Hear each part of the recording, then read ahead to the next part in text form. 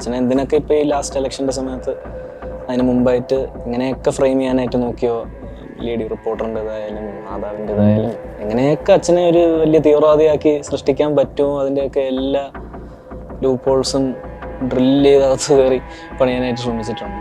നല്ലത് ചർച്ച ചെയ്യപ്പെടുന്നത് കുറവും ചീത്ത ചർച്ച ചെയ്യപ്പെടുന്നത് കൂടുതലും. ഈ വേറെ കുറച്ച് വിഷയങ്ങൾ എടുത്തിടണം എന്നൊക്കെ ഉണ്ട്. ചിലവരുടെ പേഴ്സണലായിട്ടുള്ള അവരുടെ പ്രൊറഗേറ്റീവിനൊക്കെ ഭയങ്കര വില കൽപ്പിക്കാത്ത രീതിയിലുള്ള ആൾക്കാരുടെ സംസാരവും, രണ്ടാൾ പിന്നിലുണ്ടെങ്കിൽ എന്തും പറയാം എന്നുള്ള കുറേ പേരുടെ ധാരണ. ഒരു മോശം സാധനം തന്നെയാണെങ്കിലും നീ എൻ്റെ മുന്നിൽ വന്ന് നിന്നിട്ട് പറ. എനിക്ക് റിയാക്ട് ചെയ്യേണ്ട രീതിയിൽ എനിക്ക് റിയാക്ട് ചെയ്യാൻ പറ്റത്തില്ല, കാരണം അത് ഇല്ലീഗലാണ്. ഗൂഗിളിൽ അഫക്ട് ചെയ്യുന്ന പ്രശ്നങ്ങൾ എന്താ കുറച്ചുകൂടെ വലുതായിരിക്കും. അത് എന്നെ എന്തേലും ഞാൻ എന്തേലും എൻ്റെ കാല് കണ്ടെന്ന് പറഞ്ഞിട്ടോ അത് കണ്ടെന്ന് പറഞ്ഞാൽ ഇത് കണ്ടാ പറഞ്ഞിട്ടായിരിക്കും എൻ്റെ പ്രശ്നം. ഇതൊന്നും ഞാൻ മെയിൻ ചെയ്യേണ്ട കാര്യമില്ല. അതൊക്കെ ദാരിദ്ര്യത്തിൻ്റെ കുഴപ്പമാണ്. ഞാൻ അതുകൊണ്ട് സദ്യകൾ കഴിക്കാറില്ല. എൻ്റെ പെങ്ങളുടെ കല്യാണത്തിന് സദ്യ പോലും ഞാൻ കഴിച്ചിട്ടില്ല. എൻ്റെ ഒരു പ്രിൻസിപ്പിള്, എൻ്റെ ഒരു വട്ട്. എനിക്ക് ഭക്ഷണം വേസ്റ്റ് ആവുന്ന സാധനം ഇങ്ങനെ കാണുമ്പോഴേ കുറേ ഇലകളിൽ ഭക്ഷണം വേസ്റ്റ് ആവും, കുറേ വേസ്റ്റ് ആവും ഫുഡ്. ഇതൊക്കെ കൊണ്ടൊരു കുഴിയിൽ തട്ടും. ബിരിയാണിയൊക്കെ ലോഡ് കണക്കിനാണ് കുഴിയിൽ തട്ടുന്നത്. അപ്പം എനിക്ക് വിഷമം വരും, ആ കുഴിയിലോട്ട് കൂടെ എടുത്ത് ചാടാനൊക്കെ തോന്നും.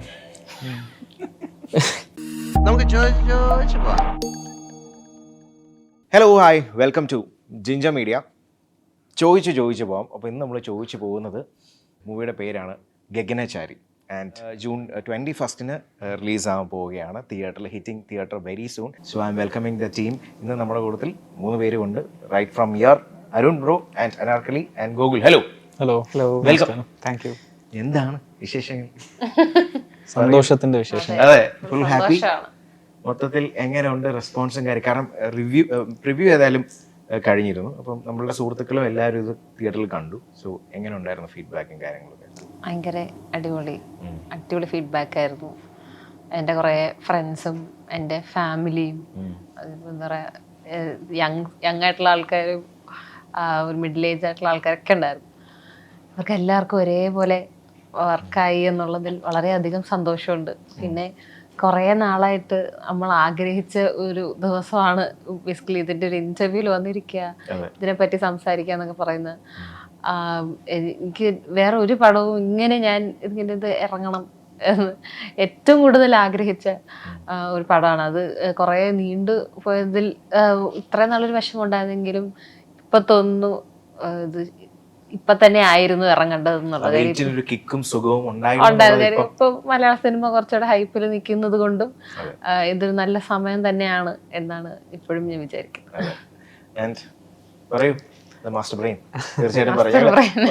വന്നപ്പോ തന്നെ ഞങ്ങൾ സംസാരിക്കുകയും ചെയ്തു, ഒരു ഫീഡ്ബാക്ക് ഞാൻ കൊടുക്കുകയും. പടം കഴിഞ്ഞ അരുൺ ചന്തു എന്ന് എഴുതി കാണിക്കുമ്പോ എന്നെ കൈയടിയായിരുന്നു, ഭയങ്കര കൈയടിയായിരുന്നു. ഈ സിനിമ കഴിഞ്ഞ് എല്ലാം ക്ലൈമാക്സ് ഒക്കെ കഴിയുമ്പോൾ ആൾക്കാർ എണീറ്റ് പോകുന്നതിന് മുമ്പ് കൈയടിച്ച് പോകുന്ന സിനിമകളാണ് ദ റിയൽ വിന്നർ എന്ന് ഞാൻ പറയും. തീർച്ചയായിട്ടും. ഈവൻ സീനുകൾക്കിടയിലുള്ള കൈയടിക്കുപരി സിനിമയെല്ലാം കഴിഞ്ഞു, ഇനി കൈയടിയൊന്നും ഇല്ല, എങ്കിലും ആ കഴിയുമ്പോൾ കിട്ടുന്ന കൈയടി അതാണ് ഒരു സിനിമയ്ക്ക് കിട്ടുന്ന സ്വീകാര്യത എന്ന് ഞാൻ വിശ്വസിക്കുന്ന വ്യക്തിയാണ്. സോ അങ്ങനെ പറയുമ്പോൾ അടിപൊളി ഒരു കൈയടി ഞങ്ങൾ ഇപ്പൊ തരും.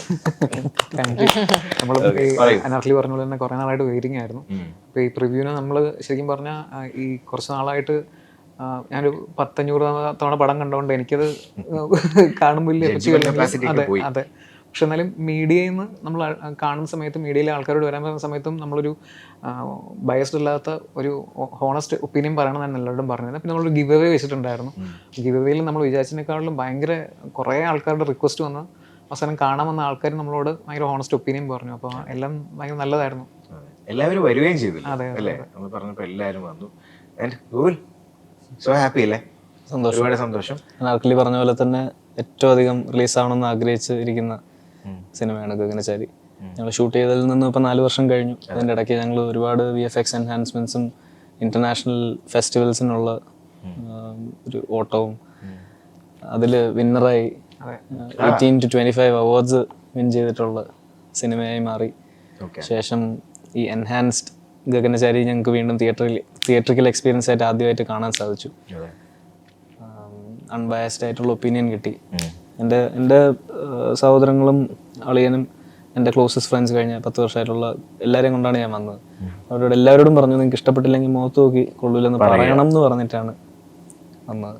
പല പ്രായക്കാരുടെ അടുത്തും നമുക്ക് കണക്ട് ആവുന്നുണ്ടെന്നുള്ള ഒരു അറിവ് കിട്ടുന്നത് ഈ കയ്യടി തമാശയൊക്കെ വർക്കാവുമ്പം പേഴ്സണലി നമുക്ക് ഇരുന്നിട്ട് ഉദയനാണ് തരത്തിലെ സലിംകുമാർ സാറിന്റെ ഒരവസ്ഥയിലാവും നമ്മൾ. ആൻഡ് ഇതിൽ പറയുമ്പോൾ ഗൂഗിളിന്റെ റോളാണെങ്കിലും ഇതുവരെ നമ്മൾ കാണാത്ത ഒരു കംപ്ലീറ്റ്ലി ഡിഫറെന്റ് ക്യാരക്ടേഴ്സ്. ഇത് കണ്ടിട്ട് ആൾക്കാർ പറഞ്ഞില്ല, never ever expected you in this എന്ന് പറഞ്ഞിട്ടുണ്ടോ? എൻ്റെ പൊതുവെ ഉള്ളൊരു സ്വഭാവമൊക്കെ അറിയാവുന്ന ആൾക്കാര് ചില ട്രിവാൻഡ്രത്ത് നിന്നുള്ള എൻ്റെ ഫ്രണ്ടൊക്കെ ചോദിച്ചു, ഡേയ് നീ ഇങ്ങനെ ഇത് ചെയ്തതാണ് ആ രീതിയിൽ, നീ കൊള്ളാമല്ലോ, നീ കൊള്ളാം കേട്ടോ, ഞാൻ വിചാരിച്ചില്ല നീ ഇങ്ങനെയൊക്കെ ചെയ്യും, ഈ ഒരു രീതിയിലൊക്കെ എൻ്റെ അടുത്ത് കമന്റ്സ് ആയിട്ട് പറഞ്ഞിട്ടുണ്ട്. അതിനു മുമ്പ് ഈ പടത്തിനെ കുറിച്ച് ഞാൻ തള്ളുന്നതും ഒക്കെയാണ് ഇവർ കേട്ടിട്ടുള്ളത്, അല്ല ഇവർ കണ്ടിട്ടില്ല.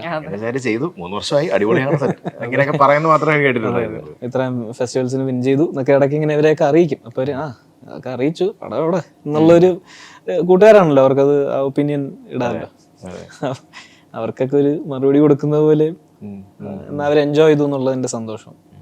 ഈ പറയുന്ന പോലെ ഒരു ഫൺ റോൾ അല്ലെങ്കിൽ ഒരു കോമഡി പരിപാടി ഓൾറെഡി യു ഹാഡ് എന്ന് ഉണ്ടായിരുന്നു ആക്ച്വലി, ഇങ്ങനൊരു ട്രൈറ്റ് ഓഫ് മൂവി? കാരണം നമ്മൾ നോർമലി കാണുമ്പോൾ വേറെ വേറെ ക്യാരക്ടേഴ്സ് ആണ്, പക്ഷെ ഇത് ആക്ച്വലി ഗൂഗിളിൽ ഉണ്ടായിരുന്നല്ലേ ഇങ്ങനൊരു? ഞാൻ ബേസിക്കലി ഒരു വളരെ ഫൺ ലവിങ് ലേസി ആളാണ്, അൺടിൽ പ്രൊവോക്ഡ്. അപ്പം അപ്പൊ വേറൊരു ഞാൻ വരും. എന്റെ ക്ലോസസ്റ്റ് സർക്കിളിലെ ആൾക്കാർ അരുൺചേട്ടൻ അത് പറയുന്നതായിരിക്കും സെൽഫ് തള്ളിനേക്കാൾ. അല്ല, നമ്മൾ ഈ ഒരു ഭയങ്കര മാച്ചോ കൈൻഡ് ഓഫ് സാധനങ്ങളൊക്കെ ഗൂഗിളിൽ ചെയ്തിട്ടുണ്ട്. അപ്പൊ അതല്ലാതെ ശരിക്കും പറഞ്ഞാൽ ക്ലോസസ്റ്റ് സർക്കിളിൽ ഗൂഗിളിന്റെ ഈ ചളി അല്ലെങ്കിൽ നമ്മൾ ഇഷ്ടപ്പെടുന്ന കൈൻഡ് ഓഫ് ഒരു ചെറിയ ഇങ്ങനത്തെ ടോക്സ് ഉണ്ടാകുന്ന സമയത്ത് അതെ ഭയങ്കരമായിട്ട് നമ്മൾ എൻജോയ് ചെയ്യാറുണ്ട്. അപ്പം ചിലപ്പോൾ മിമിക് ചെയ്യും പല ആൾക്കാർ. അപ്പൊ അതൊക്കെ നമ്മളിങ്ങനെ ഒബ്സർവ് ചെയ്യുമ്പോൾ നമ്മൾ വിചാരിക്കും ഇതിനൊരു സ്പേസ് കിട്ടുന്ന റോൾ ഉണ്ടെങ്കിൽ ഇങ്ങനൊരു സാധനം ട്രൈ ചെയ്ത് നോക്കണം എന്നുള്ളൊരു ഐഡിയ ഉണ്ടായിരുന്നു. അപ്പം ഞങ്ങൾ സായന വാർത്തകൾ ചെയ്യുന്ന സമയത്ത് ഭയങ്കര സീരിയസ് ആയിട്ടുള്ളൊരു ക്യാരക്ടറും കാര്യങ്ങളൊക്കെ ആയിരുന്നു. പക്ഷെ അലൻ എന്ന് പറയുന്നത് ബേസിക്കലി ഞങ്ങൾ ചെയ്യുന്ന സമയത്ത് ഞങ്ങൾ പറയായിരുന്നു ഭയങ്കര ഗൂഗിളിന്റെ ഒരു ഇന്നസെന്റ് സൈഡ് എന്നൊക്കെ പറഞ്ഞിട്ട് നമുക്ക് എക്സ്പ്ലോർ ചെയ്യാൻ പറ്റുന്ന ഒരു പോസിബിലിറ്റി ഉണ്ട് അതിനകത്ത്. മാക്സിമം ഓപ്പൺ ചെയ്ത് വിട്ടു. നല്ല രീതിയിൽ ഓപ്പൺ ചെയ്തിട്ട് പല സീനില് കൂടുതൽ നമുക്ക് പറയാൻ പറ്റത്തില്ലെന്നേ ഉള്ളൂ. ആൻഡ് ഇതിലെ അല്ലേ ആ ഒരു ഫസ്റ്റ് തംസ് അപ്പ് കൊടുക്കാൻ കാരണം okay this is completely different എന്ന് തോന്നിയതുകൊണ്ടാണോ അല്ലെങ്കിൽ എന്താണ്? ദിസ് ഇസ് കംപ്ലീറ്റ്ലി ഡിഫറെന്റ് എന്ന് തോന്നിയത് കൊണ്ടാണ്. ആ സമയത്തൊക്കെ ഞാൻ കുറച്ച് ഈ സിറ്റ്കോംസ് ഒക്കെ കാണുന്ന ഒരു സ്വഭാവം ഉണ്ടായിരുന്നു. അപ്പം ഇതിന് ഓൾറെഡി അങ്ങനെ ഒരു മോക്യുമെന്ററി സ്റ്റൈൽ ഉണ്ട് എന്ന് പറഞ്ഞപ്പോ ഞാനിങ്ങനെ കൊള്ളാലോ എന്ന് തോന്നിയായിരുന്നു. ആൻഡ് മലയാളത്തിലെ ആദ്യത്തെ ഏലിയൻ ആയാൽ അത് ഒരു എന്റെ കരിയറിൽ അതൊരു വലിയ ബെഞ്ച് മാർക്കായിരിക്കും. അതെ എല്ലാം കൊണ്ടും. അപ്പോൾ അതുകൊണ്ട് തന്നെ ഇത് ചെയ്യാതിരിക്കേണ്ട ഒരു കാരണം ഞാൻ കണ്ടില്ല, റെസിസ്റ്റ് ചെയ്യാൻ പറ്റിയില്ല. അതുകൊണ്ടാണ് സിനിമ ഏറ്റെടുക്കുന്നത്. പിന്നെ അതൊരു നല്ലൊരു സമയത്താണ് വന്ന് എന്നിലേക്ക് വരുന്നതും അത് ചെയ്യാൻ തീരുമാനിക്കുന്നതും ഒക്കെ. 1, 2, 3 ആൾക്കാരെ മാത്രം കണ്ടുകൊണ്ട് ഒരു സിനിമ എൻ്റർടൈൻഡ് ആകുക എന്ന് പറഞ്ഞാൽ ഡിഫിക്കൽട്ടാണ് ആക്ച്വലി. പല ലൊക്കേഷൻസ് വേണം, പല ആൾക്കാർ വേണം, എങ്കിലായിരിക്കും കുറച്ചുകൂടെ അവിടെ ഒരു കളർ ഒക്കെ നമുക്ക് മനസ്സിലാക്കും. പക്ഷേ ഇത് വളരെ ആ ഒരു ലിമിറ്റേഷൻസിൽ വളരെ ചുരുങ്ങിയ ആർട്ടിസ്റ്റുകളും, സ്ഥലം എന്ന് പറഞ്ഞാൽ ആകെ ഒരു സ്ഥലമേ ഉള്ളൂ, നമ്മൾ പുറം ലോകം കാണുന്നതെന്ന് പറഞ്ഞാൽ ഏകദേശം വേറെ എന്തോ പരിപാടി കാണുമ്പോഴാണ് നമ്മൾ ആ ജിപ്സിയൊക്കെ തുറക്കുമ്പോഴാണ് വേറെ നമ്മൾ റൂട്ടിലോട്ട് പോകുന്നത്. അപ്പോൾ അത് വെച്ചിട്ട് ഇങ്ങനെ ഒരു എൻ്റർടൈൻമെൻറ്റ് എത്തിക്കുക എന്ന് പറഞ്ഞാൽ അത് ആക്ച്വലി ഡിഫിക്കൽട്ട് അല്ലായിരുന്നു മിസ്റ്റർ അരുൺ? പക്ഷെ എന്നാലും ഈ ഉള്ള ആർട്ടിസ്റ്റുകളെ ഞാൻ നേരത്തെ എക്സ്പ്ലോർ ചെയ്തേക്കുന്നതുകൊണ്ടിട്ട് ഇവരുടെ ഈ ലൈറ്റർ സൈഡ് അറിയാവുന്നതുകൊണ്ടിട്ടും എനിക്ക് ഈ 3 പേരിലും ഭയങ്കരമായിട്ടും ഒരു കെമിസ്ട്രി വരുമെന്ന് ഒരുമിച്ച് വന്നു കഴിഞ്ഞാൽ അതിനകത്ത് പേരപ്പൻ എന്ന് വിളിക്കുന്ന സമയത്ത് പേരപ്പനാണെന്ന് തോന്നുന്ന രീതിയിൽ സാറിനെയും ഗോകുലിനെയും ഒരുമിച്ച് കണ്ട് കാണാൻ ഭയങ്കര രസമാണ്. അപ്പം അനാർക്കിയുടെ ഒരു പോയിന്റ് കഴിഞ്ഞിട്ടാണല്ലോ അനാർക്കി പടത്തിലേക്ക് എൻ്റർ ആവുന്നത്. അപ്പോൾ അവിടെ വന്ന് കഴിയുമ്പോഴത്തേക്ക് ഇവരുടെ ഒരു കംപ്ലീറ്റ് പാക്കേജ് കണ്ടുകൊണ്ടിരിക്കാൻ ഭയങ്കര രസമാണ്. സോ തുടക്കത്തിൽ തൊട്ട് എഡിറ്റിംഗ് ഡെസ്കിൽ നമ്മൾ ഇരിക്കുന്ന സമയത്ത് തൊട്ടേ അനാർക്കിൽ ഇന്റർവ്യൂ ഇട്ടിട്ട് തന്നെ ആ വീട് ഭയങ്കര സജീവമായ പോലെ നമുക്കിങ്ങനെ ഫീൽ ചെയ്യാറുണ്ടായിരുന്നു. അപ്പോൾ ആ സാധനമാണ് ശരിക്കും പറഞ്ഞാൽ ഞങ്ങളെ പോസ്റ്റ് പ്രൊഡക്ഷനിൽ തന്നെ ഞങ്ങൾക്കൊന്ന് വൈബ്രന്റ് ആയത്, നമുക്കൊരു സ്പിരിറ്റ് നമ്മളുടെ കീപ്പ് ഓൺ ചെയ്ത് പോയത് ഇവരുടെ ഇടയിലത്തെ കെമിസ്ട്രി തന്നെയാണ്. കാരണം നമ്മൾ എഡിറ്റർ എന്ന് പറയുന്ന ആൾ ഭയങ്കര ഒരു സോബറായിട്ടുള്ള ഒരു ജോലി ചെയ്യുന്ന ആളാണല്ലോ, മറ്റേ ഇങ്ങനെ കട്ട് ചെയ്ത്. പക്ഷേ എന്നോട് നമ്മുടെ എഡിറ്റർ അച്ചു എന്ന് പറഞ്ഞിട്ടുള്ള ആൾ ഇങ്ങനെ കണ്ടോണ്ടിരിക്കും പറയായിരുന്നു, ഇവര് ഇങ്ങനെ ഒരുമിച്ചിരിക്കും കൊള്ളാടും ശരിക്കും പേരപ്പനും മറ്റേ അതേ വൈബാണ്. അപ്പോൾ ആ ഒരു എന്നാൽ ഈ തെക്കൻ കേരളം സംസാരവും കാര്യങ്ങളും ഒക്കെ ഇവർക്കെല്ലാം ഗണേശ് സാറിനും ഗോകുലൊക്കെ ഉള്ളതുകൊണ്ടിട്ട് അത് ഭയങ്കര രസമാണ് വർക്കൗട്ട് ചെയ്യാനായിട്ട്. ഓക്കെ, പടം കണ്ടിട്ട് അച്ഛൻ കണ്ടിട്ട് എന്ത് പറഞ്ഞു? ഓഫ് കോഴ്സ് അച്ഛൻ ഫെസ്റ്റിവൽ ഔട്ടാകണ്ട്. ആ അത് നമ്മുടെ ഈ തിയേറ്ററിക്കൽ ഔട്ടിൻ്റെ അത്രത്തോളം കളർഫുൾ അല്ല, കുറച്ചുകൂടെ ഫെസ്റ്റിവൽ മൂഡിനുള്ള സാധനം. പക്ഷെ അച്ഛൻ അതുപോലും വളരെയധികം കണക്റ്റായി, അച്ഛൻ ഇഷ്ടപ്പെട്ടു. ഗണേശ് സാറിൻ്റെ പെർഫോമൻസ് ഇഷ്ടപ്പെട്ടു എന്നാണ് ആദ്യം ഡയറക്ടറിൻ്റെ അടുത്ത് തോളത്ത് കെട്ടി പറഞ്ഞത്. അതെ, അങ്ങനെയല്ല, ഗണേശൻ കലക്കി ഇതാണ് പറഞ്ഞത്. ഓക്കെ, അപ്പോൾ സത്യം തന്നെയാണത്, അങ്ങനെ വെറുതെ ഒരു ഇതിനെ പറഞ്ഞതല്ല. അടിപൊളിയായിട്ടാണ് ഗണേശ് സാർ ഡയലോഗുകളും. അതെ അതെ. എൻ്റെ അടുത്ത് മകനെ പൊഴുത്തിട്ട് കാര്യമൊന്നുമില്ലല്ലോ. എന്നാലും പറയുന്ന ഒരു സുഖം വരുമല്ലോ നമുക്കല്ലേ. You are a good actor പറഞ്ഞല്ലേ? അടിപൊളി അടിപൊളി. ഇതിലെ അജുവിൻ്റെ ഒരു ക്യാരക്ടർ തീർച്ചയായിട്ടും പറയണം. അജുവിനെ നമ്മൾ എക്സ്പെക്ട് ചെയ്യുന്ന ഒരു ക്യാരക്ടർ ഉണ്ട് അല്ലെ? അജുവിനെ ഏറ്റവും കൂടുതൽ ആൾക്കാർ ഇഷ്ടപ്പെടുന്ന ഒരു ക്യാരക്ടർ എന്ന് പറഞ്ഞാൽ മിസ് ചെയ്തിരുന്ന അതെ മിസ് ചെയ്തിരുന്ന ഒരു ക്യാരക്ടറാണ് വടക്കൻ സെൽഫിയിലെ ക്യാരക്ടറും. അത് ഇത് കംപ്ലീറ്റ് ഒരു ഫൺ പരിപാടി, തട്ടത്തിൻ മരത്ത്. അതേ സംഭവം ഈ മൂവിയിൽ, അതേ സംഭവം മീൻസ് അതേ ഒരു കാണാൻ ഇഷ്ടപ്പെടുന്ന ഒരു ക്യാരക്ടർ ഈ മൂവിയിൽ നമുക്ക് കാണാൻ പറ്റും. After a long time, 3 years ബാക്കാണ് ഷൂട്ട് ചെയ്തിരുന്നെങ്കിൽ പോലും ഇപ്പോൾ we can see that. So അതും ആൾക്കാർ കൂടുതലായിട്ട് പറഞ്ഞിട്ടുണ്ടാവുമല്ലോ അജുവിൻ്റെ ക്യാരക്ടറിനെ പറ്റി. ഞങ്ങളത് എഴുതുന്ന സമയത്ത് ആക്ച്വലി അജുവേട്ടനും ഞാനൊക്കെ കോവിഡിൻ്റെ സമയത്തിൽ ലോക്ക്ഡൗൺ ആയിട്ടൊരു പ്ലേസിലിരിക്കുന്ന സമയത്താണ് നമ്മൾ ആദ്യം എഴുതി തുടങ്ങുന്നത്. അപ്പം ആദ്യം ഞങ്ങൾ എഴുതിയത് ബോജി എന്ന് പറഞ്ഞിട്ടുള്ള ഒരു വളരെ ഹോസ്റ്റൈലായിട്ടുള്ള ആൾക്കാരെ ഉപദ്രവിക്കുന്ന കൈൻഡ് ഓഫ് ഏലിയൻ്റെ ഭയങ്കര ഡാർക്ക് സബ്ജക്റ്റ് ആയത്. പുള്ളി ഇത് ആദ്യം വായിച്ചിട്ട് പറഞ്ഞാൽ അല്ലേ തന്നെ കോവിഡായിട്ട് ഫുൾ ടെൻഷനാണ്, പുറത്തിറങ്ങാൻ പേടിയായിട്ടിരിക്കുക, ഇപ്പം ഇങ്ങനൊരു ഡാർക്ക് സബ്ജക്റ്റ്, നീ ഇതിന് പകരം ഇതിൻ്റെ അൾട്രാ ഓപ്പോസിറ്റ് ഒന്ന് ആലോചിച്ച് ചോദിക്കുന്നത്, ഫുൾ ഫൺ പരിപാടി. അപ്പോൾ അങ്ങനെ പറയുന്ന സമയത്ത് അജുവേട്ടൻ ഞാനൊക്കെ ഇരിക്കുന്ന സമയത്ത് വന്ന് ഒരു കോയിൻ ചെയ്ത ടൈമാണ്, അവിടെ കിലുക്കത്തിന് അത് രേവ ചേച്ചി അവരൊരു എലിയും ഉണ്ടാവും. അപ്പോൾ ഫണ്ടമെന്റലി അവിടെ നിന്നാണ് ആ ഒരു തോട്ട് സീഡായത്. നമ്മൾ വിചാരിച്ചു ഓക്കെ അതിൽ ബിൽഡ് ചെയ്ത് പോവാം. ഞാനും റൈറ്ററൂടെ അവിടെ നിന്ന് ഡെവലപ്പ് ചെയ്ത്, പിന്നെ ആണെന്നുണ്ടെങ്കിൽ ഇതിൻ്റെ പോസ്റ്റ് പ്രൊഡക്ഷൻ സമയത്ത് ഞാനും അജുവേട്ടനൊക്കെ സ്ഥിരം മീറ്റ് ചെയ്യുന്ന നമ്മുടെ ഭഗത് മാനുവലിൻ്റെ ഫ്ലാറ്റ് ഉണ്ട്. അപ്പം നമ്മളുടെ കളറിയാണ് ആ സ്ഥലം. അപ്പം അവിടെ ഇരിക്കുന്ന സമയത്ത് അജുവേട്ടനെ നമ്മളിടയ്ക്ക് ഈ സീരിയസ് റോളൊക്കെ കാണുമ്പോൾ ഭഗത്തരം കളിക്കടി പോയി വാർത്തക പെൻഷൻ പോയി വാങ്ങും, നിന്റെ റോളുകളൊക്കെ ഇപ്പം അങ്ങനെ ആയിട്ടുണ്ട് പറഞ്ഞ് കളിയാക്കി ഇരിക്കും. ഇത് വരുന്ന സമയത്ത് അപ്പം ഭഗത്തേട്ടനൊക്കെ പുള്ളിയെ വെരി ഇയർലി ടൈം തൊട്ട് അറിയാവുന്നതാണല്ലോ. അപ്പം ഭഗത്തേട്ടനൊക്കെ ഇപ്പോഴും പറയും, ഓ തിരിച്ച് അവനെ ഇങ്ങനെ കാണാൻ പറ്റിയല്ലോ, അതൊരു സന്തോഷമാണ്. ആൾക്കാർ ഈ അബ്ദുവായിട്ടൊക്കെ റിലേറ്റ് ചെയ്ത് മറ്റേ തട്ടത്തിൽ പറയുന്ന സമയത്ത് തന്നെ ഭയങ്കര സന്തോഷമാണ്. അതെ. പിന്നെ എന്തോ ഇവര് തമ്മിലൊരു ഏജ് ഗ്യാപ്പ് ഉണ്ടെങ്കിലും പെട്ടെന്ന് ഇവർ രണ്ടുപേരും ഫ്രണ്ട്സ് ആയ സമയത്ത് അജുവേട്ടൻ കുറച്ച് പ്രായത്തിൽ കുറച്ച് എങ്ങനായിട്ട് ഇറങ്ങി വന്നു. രണ്ടുപേരും ഭയങ്കര അടുത്ത സുഹൃത്തുക്കളെ പോലെ ആ ഏജ് ഗ്യാപ്പ് ഒന്നും ഫീൽ ചെയ്യുന്നില്ല. ലുക്ക് വൈസ് ആണെങ്കിലും ഒരു വൈബിലാണെന്നുണ്ടെങ്കിലും റാപ്പ് ഉണ്ടായിരുന്നു. അനാർക്കലിക്ക് ശരിക്കും ഒരു ഔട്ട് ഓഫ് ദ ബോക്സ് പരിപാടി ചെയ്യാൻ എപ്പോഴും ഇൻട്രസ്റ്റ് ഉള്ള ഒരു വ്യക്തിയല്ലേ നോർമലി പറയുമ്പോൾ, അല്ലേ?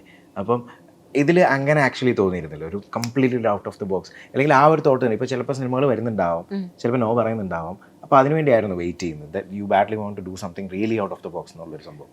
ഇത് 2020 ചെയ്തിട്ടുള്ളത്. അപ്പോൾ ആ സമയത്ത് ഓൾറെഡി ഞാൻ ബോയ്ക്കട്ട് ആയിരുന്നു.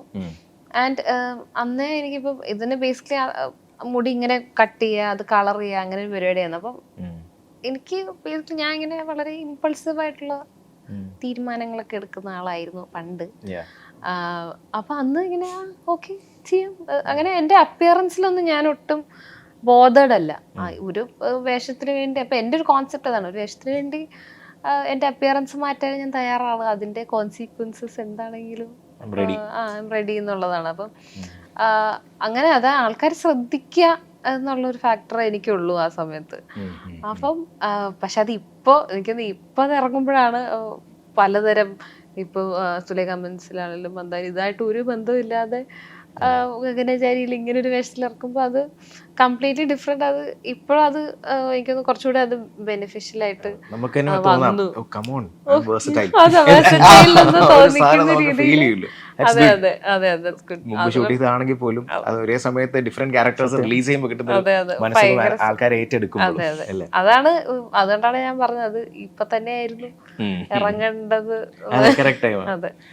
ഈ ഇപ്പം ഗൂഗിളിലാണെങ്കിലും ഇപ്പോൾ സിനിമ അല്ലെ മൂവികൾ വരുമ്പോൾ മേ ബി എന്തെങ്കിലും പ്രോബ്ലംസ് ഉണ്ടെങ്കിൽ സെൽഫ് ചിലപ്പോൾ അത് സോൾവ് ചെയ്യുന്ന ഒരാൾക്കാരുണ്ടാകും. ചിലപ്പോൾ മേ ബി നമ്മളുടെ ഫാമിലിയിലുള്ള ഒരു സപ്പോർട്ട്. ഇപ്പോൾ ഫോർ എക്സാമ്പിൾ നോക്കുവാണെങ്കിൽ അച്ഛൻ അങ്ങനെ എന്തെങ്കിലും അഡ്വൈസ് തന്ന പ്രോബ്ലം സോൾവ് ചെയ്യാൻ അഡ്വൈസ് തരാറുണ്ടോ, അതോ യുവർ സെൽഫ് സോൾവ് ചെയ്യുന്ന ഒരു വ്യക്തിയാണോ ഗൂഗിൾ? ശരിക്കും തന്നെ ആണ് അല്ലേ?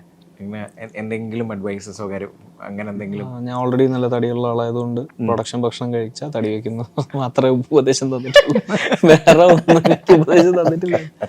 ഞാൻ ആഗ്രഹിച്ചു ഇങ്ങനെ ആയിരിക്കും ഒരു ഷോട്ടിന് നമ്മൾ പ്രിപ്പയർ ചെയ്യേണ്ടതെന്നോ അല്ലെങ്കിൽ ഇങ്ങനെ വേണം ഒരു സ്ക്രിപ്റ്റ് കേൾക്കാൻ പഠിക്കണമെന്നോ ഇതൊക്കെ പറയുന്നത് ഞാൻ വിചാരിച്ചത്. പക്ഷെ സ്നാപ്പാടെ പറഞ്ഞത് പ്രൊഡക്ഷൻ ഫുഡ് കഴിക്കരുത്, തടി വയ്ക്കും. ഇതാണ് ആപ്പാടെ പറഞ്ഞത്. മുത്തുകവിന്റെ സമയത്ത് സത്യമാണ് പറഞ്ഞത്. ഞാൻ ഗഗനചാരിയില് 103 കിലോ ഉണ്ടായിരുന്നു. അതിനുവേണ്ടി ഒരു ഡയലോഗും വെച്ചിട്ടുണ്ടല്ലോ. അത്രയും കുറച്ച് അറിയിട്ടാ മതിയല്ലോ.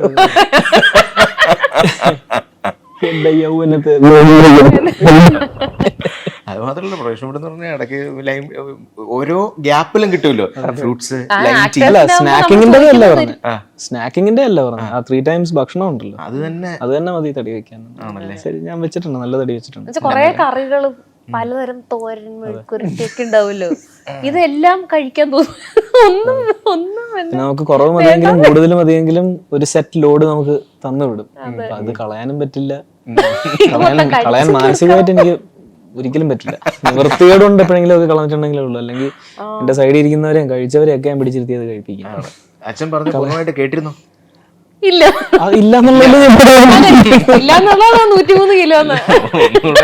കേൾക്കുമ്പോ ഒരു സുഖമുണ്ടല്ലോ കേൾക്കാനല്ലേ.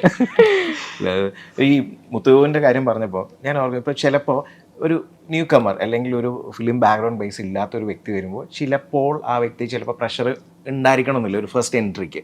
പക്ഷെ ഒരു ഫിലിം ബാക്ക്ഗ്രൗണ്ട് ഉള്ള ഒരു വ്യക്തി എന്നുള്ള നിലയ്ക്ക് ഫസ്റ്റ് മൂവി എന്ന് പറയുമ്പോൾ തീർച്ചയായിട്ടും ഒരു പ്രഷർ പരിപാടി ഉണ്ടായേക്കാം. സോ ഉണ്ടായിരുന്നു അല്ലേ? How do you that manage it എന്ന് ചോദിച്ചു കഴിഞ്ഞാൽ എങ്ങനെയായിരിക്കും? സത്യത്തിൽ ഞാൻ ഒന്നും അറിഞ്ഞിട്ടില്ല. ഒരു സ്വപ്ന ലോകത്തങ്ങ് പോയി നിന്ന് കൊടുത്ത പോലെ ആയിരുന്നു. എനിക്കറിയില്ലായിരുന്നു എന്തൊക്കെയാണ് നടക്കുന്നതെന്ന്.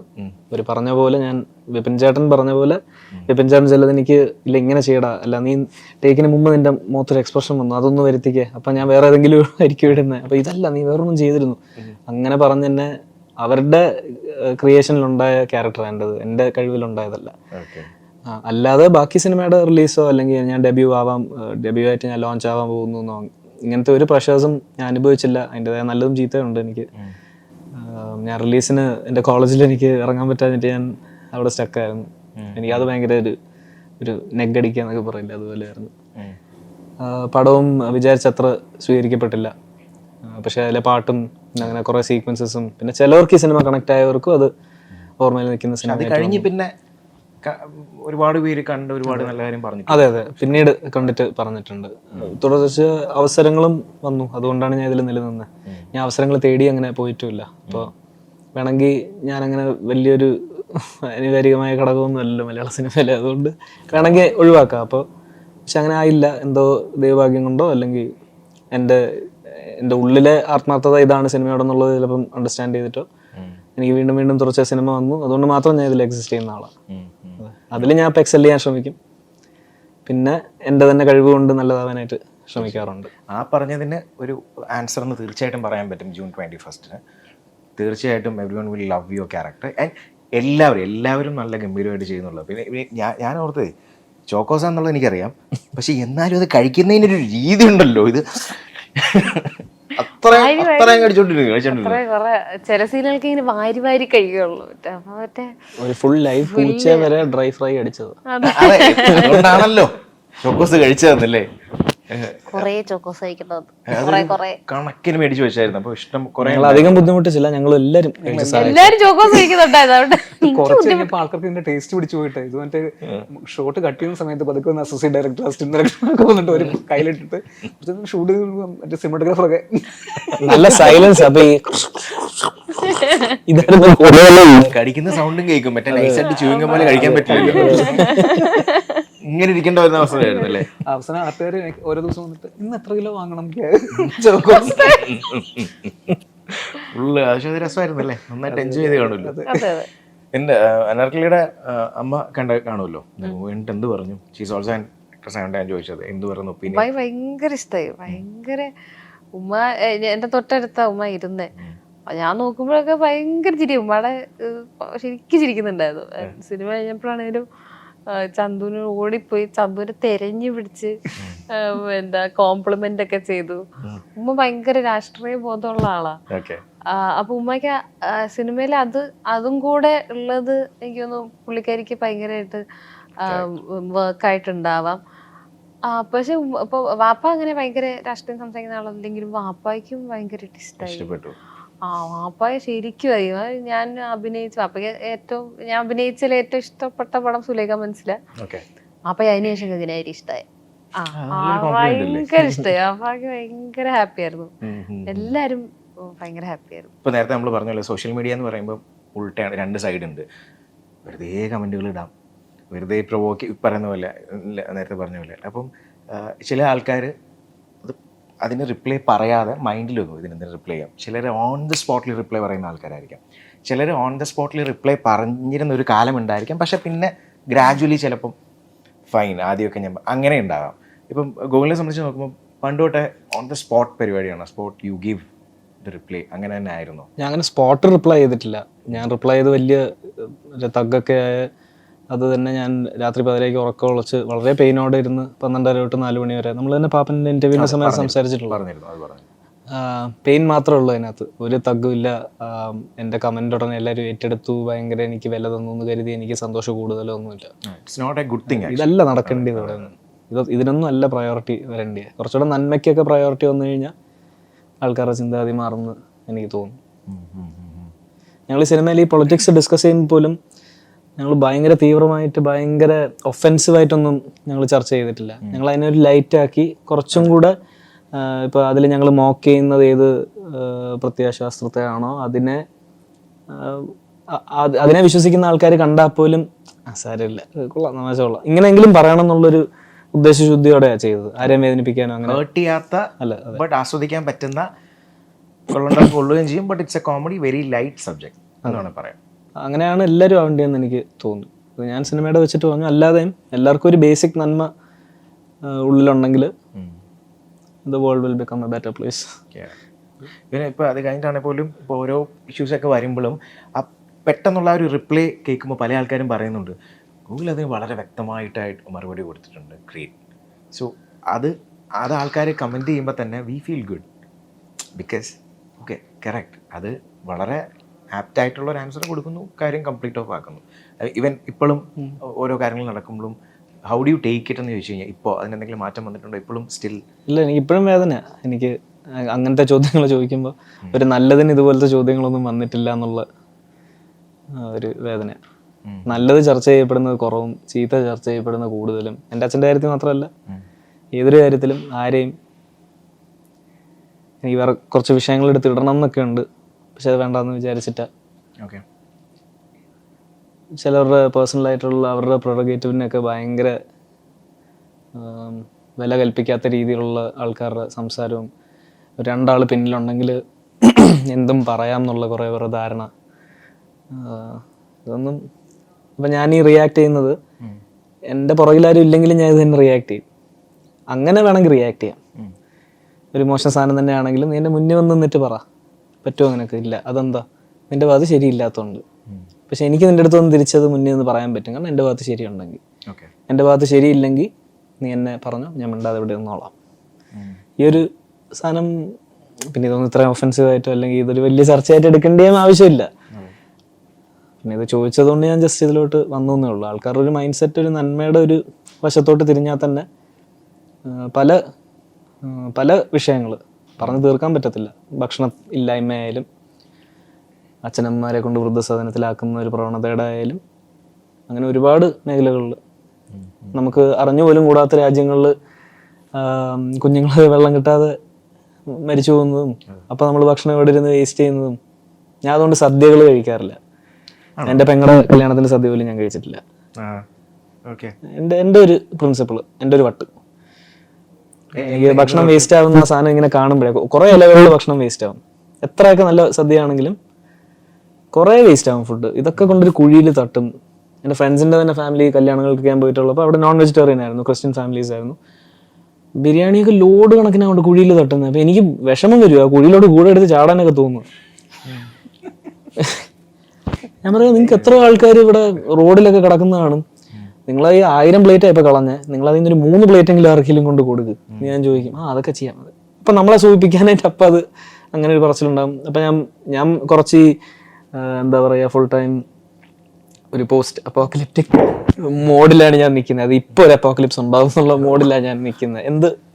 ഞാൻ അതിൻ്റെ വേഴ്സ്റ്റ് കേസ് സിനാരിയോ എടുക്കും. അപ്പോൾ ഇങ്ങനത്തെ ഞാൻ പറഞ്ഞ് എക്സ്റ്റെൻഡ് ആയി പോയി. എന്നാലും ഞാൻ പറയാം, ഒരു നന്മ എന്ന് പറയുന്ന സാധനം ബേസിക് നേച്ചറിൽ എല്ലാവർക്കും ഉണ്ടെങ്കിൽ ആ തിന്മയൊന്നും ഇത്തിരി നീക്കി വെച്ചാൽ തന്നെ പല പ്രശ്നങ്ങളും ഇല്ലാതാവുന്നു. എനിക്കൊന്ന് അനാർക്കലിയും ഒരു ടൈമിലൊക്കെ കമന്റ്സ് ഒക്കെ വരുമ്പോൾ ഇൻസ്റ്റന്റ്ലി റെസ്പോണ്ട് ചെയ്തിട്ടുണ്ട്. പക്ഷെ ഇപ്പൊ എനിക്ക് തോന്നുന്നു യു ടേക്ക് ഇറ്റ്. ഇല്ല, ഞാൻ ആദ്യം റെസ്പോണ്ട് ചെയ്തില്ല. ആദ്യം ഇല്ലായിരുന്നു അല്ലേ?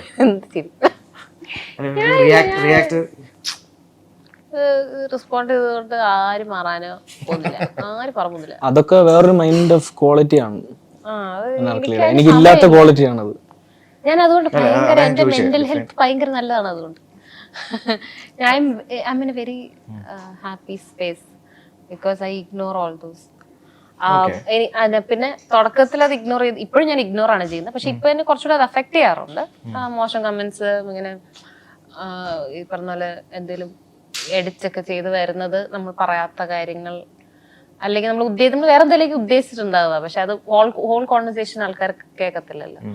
അപ്പൊ ആ സമയത്ത് വിഷമം വരാറുണ്ട്, എന്താ ഇങ്ങനെയൊന്നും ആലോചിക്കാറുണ്ട്. പക്ഷെ അത് ന്യായീകരിക്കാനോ അത് ഇങ്ങനെയാണ് സംഭവിച്ചത്, അത് ഇങ്ങനെ സംഭവിച്ചത്, നിങ്ങളത് എന്നെ തെറ്റിദ്ധരിക്കരുത് എന്നൊന്നും ഞാൻ പറയാൻ പോകാറില്ല. ഇതൊക്കെ ഒരാളോട് പറയാം. ഇതൊന്നും എവിടെ എത്തത്തുമില്ല. നമ്മൾ ന്യായീകരിക്കുന്ന എവിടെ എത്തും, അത് എത്തത്തില്ല. അപ്പം ഇത് പറഞ്ഞത് കൊണ്ട് നമ്മൾ പെട്ടെന്നൊരു നല്ല ആളാവത്തുമില്ല. പിന്നെ വേണ്ട ഞാൻ ignore it and that has helped me a lot.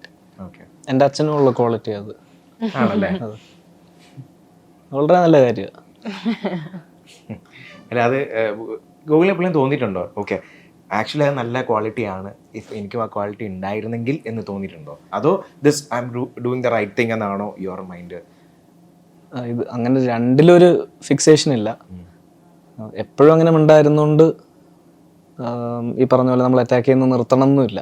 അപ്പോൾ അത് അറ്റാക്ക് വരുന്നതിൻ്റെ ഒരു വ്യാപ്തിയും കൂടെ അനുസരിച്ച് ഇരിക്കും. അത് എന്ത് സ്കെയിലിൽ അറ്റാക്ക് വരുന്നു, എന്ത് വേർഡിനെ പിടിച്ചുകൊണ്ട് ഡേയ്സോളം ഇവർ ഇതിനെ റിപ്പീറ്റ് ചെയ്ത് റീപോസ്റ്റ് ചെയ്ത് ക്യാപ്ഷൻ ചെയ്ത് സാധനങ്ങളെ മാനിപ്പുലേറ്റ് ചെയ്യുന്നു. ഇതിൽ പൊതുവെ ഞാൻ റിയാക്ഷന് ഇങ്ങനെ സ്വിച്ച് ഓഫ് ഉള്ള ആളാണ് ഞാൻ. എനിക്ക് ചില സാധനം എനിക്ക് നല്ല കൊണ്ട എനിക്ക് റിയാക്ട് ചെയ്യണം. എനിക്ക് റിയാക്ട് ചെയ്യേണ്ട രീതിയിൽ എനിക്ക് റിയാക്ട് ചെയ്യാൻ പറ്റത്തില്ല, കാരണം അത് ഇല്ലീഗലാണ്. അപ്പം അതുകൊണ്ട് ഞാൻ ലീഗലായിട്ടുള്ള രീതിയിൽ അവരുടെ മുറയ്ക്ക് തന്നെ അവരുടെ അടുത്ത് റിപ്ലൈ ചെയ്യാനായിട്ട് നോക്കാറുണ്ട്. ഇന്റൻസിറ്റി ഉണ്ട്. നമുക്ക് ഗൂഗിളിൽ അഫക്ട് ചെയ്യുന്ന പ്രശ്നങ്ങൾ എന്താ കുറച്ചുകൂടെ വലുതായിരിക്കും. അത് ഞാൻ എന്തേലും എന്റെ കാല് കണ്ടെന്ന് പറഞ്ഞിട്ടോ അത് കണ്ടെന്ന് പറഞ്ഞ ഇത് കണ്ടാ പറഞ്ഞിട്ടായിരിക്കും എന്റെ പ്രശ്നം. ഇതൊന്നും ഞാൻ മെയിൻ ചെയ്യേണ്ട കാര്യമില്ല. അതൊക്കെ ദാരിദ്ര്യത്തിന്റെ പിന്നെ ഇവൻ ഡീൽ ചെയ്യുന്ന പ്രശ്നങ്ങൾ കുറച്ചുകൂടെ വലുതാണെന്ന് വിചാരിക്കും. ഇപ്പൊ തന്നെ കണ്ടില്ല അനാർക്കലിയുടെ കാര്യമാണ് പറയുന്നത്. പക്ഷെ എനിക്ക് അങ്ങനെ പറയാൻ തോന്നും, മനസ്സിലായി. അത്രേ ഉള്ളൂ. ഇല്ലാതെ അങ്ങനെ ആരും വലിയ ഇത്രയൊക്കെ പറയുന്ന ഞാൻ വലിയ അങ്ങ് മഹത്വ്യക്തിയൊന്നും അല്ല. സിമ്പിൾ. എല്ലാരും സാധാരണ മനുഷ്യരാ, എല്ലാരും നല്ല ആൾക്കാർ തന്നെയാ. എല്ലാവരുടെയും ചീത്ത സൈഡും നടച്ചു വെക്കുക, അത്രേ ഉള്ളൂ. ഗൂഗിളിന് ശരിക്കും ഇപ്പം ഡിസ്റ്റർബ് ചെയ്യുന്നത് ചെറുതുമാവാം വലുതുമാവാം. പക്ഷെ ഒരു one particular thing that disturb U a lot the recent time നോക്കുവാണെങ്കിൽ കുറേ കാര്യങ്ങളുണ്ടാവാം, പേഴ്സണലി ഉണ്ടാവാം, അല്ലെങ്കിൽ അച്ഛൻ്റെ കാര്യങ്ങളുണ്ടാവും. അങ്ങനെ നോക്കുവാണെങ്കിൽ ഏതായിരിക്കും the one thing that you won't give a clarification അങ്ങനെ ഉണ്ടെങ്കിൽ? എല്ലാം തന്നെ. അച്ഛനെ എന്തിനൊക്കെ ഇപ്പൊ ഈ ലാസ്റ്റ് ഇലക്ഷന്റെ സമയത്ത് അതിന് മുമ്പായിട്ട് എങ്ങനെയൊക്കെ ഫ്രെയിം ചെയ്യാനായിട്ട് നോക്കിയോ, ലേഡി റിപ്പോർട്ടറിൻ്റെതായാലും മാതാവിൻ്റെതായാലും ഞങ്ങളുടെ വണ്ടിയുടേതായാലും എൻ്റെ അച്ഛൻ്റെ ബ്രദറിൻ്റെ എന്തോ ഒരു പ്രശ്നത്തിൻ്റെ എങ്ങനെയൊക്കെ അച്ഛനെ ഒരു വലിയ തീവ്രവാദിയാക്കി സൃഷ്ടിക്കാൻ പറ്റുമോ അതിൻ്റെയൊക്കെ എല്ലാ ലൂപ്പ് ഹോൾസും ഡ്രില്ല് ചെയ്ത് അകത്ത് കയറി പണിയാനായിട്ട് ശ്രമിച്ചിട്ടുണ്ട്. പക്ഷെ എന്തോ നേര് എന്ന് പറയുന്നൊരു സാധനം അവിടെ നിൽക്കുന്നതുകൊണ്ടും അച്ഛൻ്റെ നന്മ എന്ന് പറയുന്നൊരു സാധനം നിൽക്കുന്നതുകൊണ്ടും അച്ഛനെ അത് എഫക്ട് ചെയ്തിട്ടില്ല. പക്ഷെ അപ്പോഴും തന്നെ എഫക്ട് ചെയ്തിട്ടുണ്ട്. മൈൻഡിൽ എപ്പോഴും കിടക്കുന്നുണ്ട്. അതെ, വിടാൻ പാടാ. അതുകൊണ്ട് അതെ ചിലപ്പോൾ ഞാൻ മെച്ചോർ ആവുമ്പോൾ അതിനനുസരിച്ച് പതുക്കെ ഇത് എൻ്റെ അച്ഛനെ പോലെ ചിലപ്പോൾ ആയി മാറും. എൻ്റെ ചിന്താഗതിയും അച്ഛൻ്റെ പോലെ ആയി മാറി ഞാൻ ഇഗ്നോർ ചെയ്യുന്ന ഒരു അവസ്ഥയിലോട്ട് വരും. ഇതില് ഈ ഗണേശേട്ടനെ കാസ്റ്റ് ചെയ്യുന്ന ഒരു സംഭവം ഉണ്ടല്ലോ, അത് ഓൾറെഡി മൈൻഡിൽ തന്നെ ഉണ്ടായിരുന്നു. ബിക്കോസ് അവിടെ മേ ബി വേണമെങ്കിൽ കുറേ ഓപ്ഷൻസ് ഉണ്ടാവാം അല്ലേ, റൈറ്റ്? അപ്പോൾ പ്രത്യേകിച്ച് ഗണേശേട്ടൻ കുറച്ച് ആൾക്ക് ശേഷം ഇങ്ങനൊരു ക്യാരക്ടർ ചെയ്യുമ്പോഴും you feel like okay swag man, complete comedy. അത് ഓരോ ഡയലോഗ്സ് പറയുമ്പോഴും ആൾക്കാർ അവിടെ നിന്ന് ചിരിക്കുന്നതും ഒക്കെ നമുക്ക് കേൾക്കാം. ആ ഇൻസ്റ്റൻറ്റ് റെസ്പോൺസ് അല്ലേ, ഇൻസ്റ്റൻറ്റ് ചിരി എന്ന് പറയുന്നൊരു സംഭവം. അത് ഗണേശ് സാർ ശരിക്കും പറഞ്ഞാൽ ഈ കഥാപാത്രം നമ്മൾ ഉണ്ടാക്കുന്ന സമയത്ത് ശരിക്കും പറഞ്ഞാൽ നമ്മുടെ ഒരു ഏജിൽ ഒരു മേ ബി ഒരു 90s 2000s ബോൺ ഫ്യൂച്ചറിൽ അയാൾ എങ്ങനെ ഉണ്ടാവും ആ റെപ്രസെൻറ്റേഷൻ ആണ്. നമ്മളൊരാൾ പ്രായമായി കഴിഞ്ഞാൽ എങ്ങനെ ഉണ്ടാവും എന്നുള്ളതായിരുന്നു. അപ്പം പുള്ളി ഒരു പെട്രോൾ ഹെഡാന്നൊക്കെയാണ് നമ്മൾ പറഞ്ഞേക്കുന്നത്, ഓട്ടോ എന്തൂസിയാസ്റ്റ് ഒക്കെയാണ്. അപ്പം ശരിക്കും പുള്ളി റിയൽ ലൈഫിൽ അതൊക്കെ ആയതുകൊണ്ട് തന്നെ റേസിംഗ് ചാമ്പ്യൻ പരിപാടി. അപ്പം നമ്മൾ അങ്ങനെ ഒരു ബാക്ക് സ്റ്റോറി ഒക്കെ ഉണ്ട്, പുള്ളി ഹിമാലയൻ റാലി പങ്കെടുത്ത ബാക്ക് സ്റ്റോറി ഒക്കെ ഉണ്ടായിരുന്നു നമുക്ക്. അപ്പം ആ രീതിയിൽ നോക്കുന്ന സമയത്ത് സാറിന് ഭയങ്കര ടൈലർ മെയ്ഡ് ആയിരുന്നു പരിപാടി.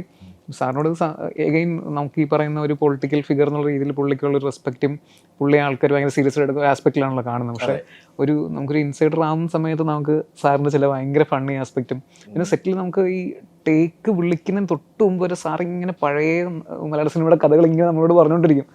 അപ്പോൾ അതിങ്ങനെ ഫുൾ കേട്ടോണ്ടിരിക്കാം. അപ്പം ഭയങ്കര രസമുള്ള പഴയ ഇവരുടെ ആദ്യത്തെ സിനിമകളുടെ കാര്യങ്ങളൊക്കെ പറഞ്ഞുകൊണ്ടിരിക്കും. അപ്പം ഇത് സാജൻ ബേക്കറുടെ സമയത്ത് തന്നെ നമ്മളിങ്ങനെ ഒബ്സർവ് ചെയ്യും. സാർ ഭയങ്കര എത്ര ഫണ്ണുണ്ടോ അതിൻ്റെ 100x സാർ അതിനെ നമ്മുടെ മുമ്പിൽ പ്രസന്റ് ചെയ്യും. അപ്പോൾ ഈ സാധനം എപ്പോഴെങ്കിലും നമ്മൾ മണിച്ചിത്താടിന് അത് നമുക്കത് ഭയങ്കര ഫേവറേറ്റ് ആണല്ലോ ദാസൻകുട്ടി എന്ന് പറഞ്ഞാൽ. അപ്പോൾ അതേ സാധനം ഒന്ന് ഈ രീതിയിൽ ഭയങ്കര പുള്ളി ഇളകി ചെയ്യുന്ന ഒരു പരിപാടി ചെയ്യണം ഭയങ്കര ആഗ്രഹം ഉണ്ടായിരുന്നു. പിന്നെ സാറിന് അങ്ങനത്തെ ഒരു ഇൻഹിബിഷൻ ഇല്ലായിരുന്നു. നമ്മളൊരു ഇതിനകത്ത് പറയുന്ന ഒരു പെയിന്റ് ചെയ്യുന്ന കാര്യവും ഒക്കെ പറയുന്ന സമയത്തും വേണമെങ്കിൽ സാറിന് എനിക്കിത് പറ്റില്ല എന്നൊക്കെ പറയായിരുന്നു. പക്ഷെ സാറ് വൺസ് ആ മൂഡിലോട്ട് വന്നു കഴിഞ്ഞാൽ പിന്നെ കിൽ ബില്ലാണ് സാർ. അതെ അതെ അതെ. ഇപ്പം ചില സിനിമകളിലെ ഇപ്പോൾ CG നമ്മൾ ചെയ്യുമല്ലോ, CG കുറേ ഉണ്ടാവാം. അത് ചിലപ്പോൾ നമുക്ക് കാണുമ്പോൾ എപ്പോഴേക്കും അത് ഡൈജസ്റ്റ് ചെയ്യാത്ത പോലെ തോന്നിയേക്കാമല്ലോ, ഷുവറാണ്. പക്ഷെ ഇതിൽ നോക്കുമ്പോൾ നമുക്ക് അറിയാം CG, പക്ഷെ വി ലൈക്ഡ് ഇറ്റ് എന്ന് അങ്ങനെ ഒരു കമൻറ്റ് പലരും പറഞ്ഞിട്ടുണ്ടോ? അതെ, കറക്റ്റ് അല്ലേ? നമുക്ക് സീരീസിന് പുറത്തുള്ള വിദേശ ഫെസ്റ്റിവലിൽ നമുക്ക് CGക്ക് അവാർഡ് കിട്ടിയിട്ടുണ്ട്. പറക്കുന്ന സാധനമൊക്കെ ഉണ്ടല്ലോ നല്ല.